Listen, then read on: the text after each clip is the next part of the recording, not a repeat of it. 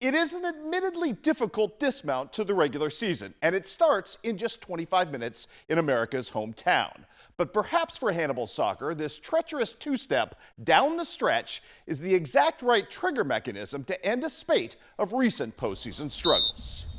Districts has always been a struggle for us, but this year we got a good matchup with Marshall, and we beat them twice already, so we should hopefully beat them and then see what Fort Zumwalt South brings us. We ran into some teams that we haven't been able to contend with necessarily in district play, but Hickman at the end of the season is definitely a big one.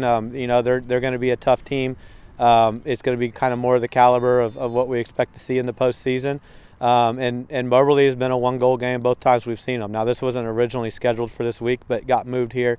But all in the same sense, it's going to be a good test for us before districts. Our record shows that. I mean, we're on a 7-winning streak right now, and I think we've just gotten closer together, really. Hannibal soccer does seem to have found its finest form at the perfect time, with district play looming on Monday. A lot of that wells from identity. Offensively, the Pirates have morphed into a more diverse attack up top, in the wake of graduating high-volume scorer Nate DeStefani. It could be Tristan leading us one night. The next night, Caleb Young goes out and leads us in scoring. We got Drew Porter up top. We've got our outside midfielders that I think have done a nice job of crashing the goal. We moved Drew Porter up to forward earlier in the season, and he's really starting to find his role up there, scoring some goals for us. And right now, Tristan's our leading scorer with 15, but we don't have anybody just with kind of just insane numbers as far as goals. So teams looking at the stats, they don't really necessarily know who to try to take out of the game as far as man marking and things like that. So it's been obviously different than last year, not as reliable, not relying as much on one person. I think it's been a nice change as far as we have different guys that can step up at any given moment. Last year, I think everybody just kind of deferred to DeStefani.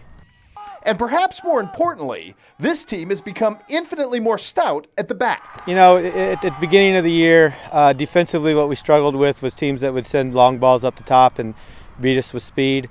And I feel like our defensive line has really done a nice job of kind of closing those gaps, really led by Colin Westhoff and Blade Terrell, organizing the back as our center backs. And just keeping those gaps tighter. Our defense is really starting to figure things out. They're talking a lot better. Blade and Colin are being great back there. Blade's kind of being a beast. And honestly, I think we have a decent amount of speed in the back that we have learned to kind of counter that. And then also Parker Terrell has done a better job as the season's gone on, coming off his line and kind of snuffing out those through balls before they become breakaways. And coming up tonight at 10, we'll have highlights of Hannibal's big showdown tonight with Moberly, as well as district volleyball from the Lady Pirates in Warrenton. We'll see you then, everybody.